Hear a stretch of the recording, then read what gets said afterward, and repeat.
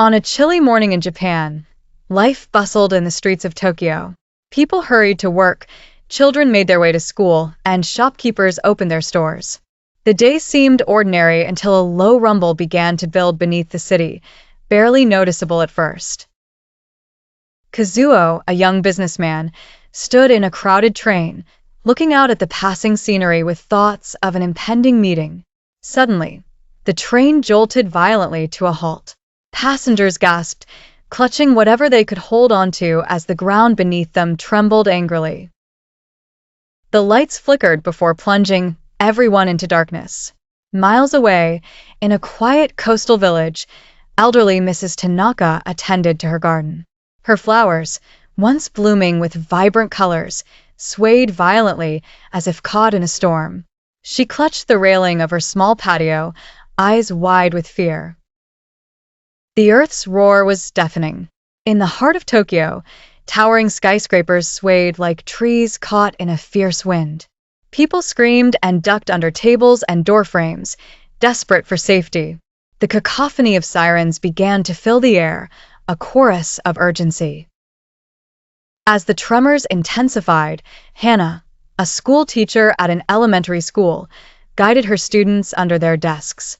She spoke calmly, reassuring them amid the chaos.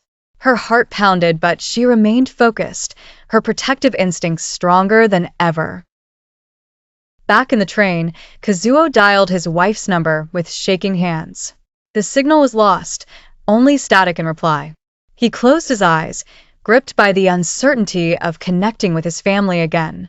For what felt like an eternity, but was only moments, the violent shaking subsided. Japan, a nation familiar with earthquakes, was now faced with assessing the damage. Everywhere, people emerged cautiously from their shelters, eyes scanning for signs of devastation. Mrs. Tanaka, shaken but unharmed, stood in her garden. She noticed a small crack in the earth, a visible reminder of the power beneath their feet.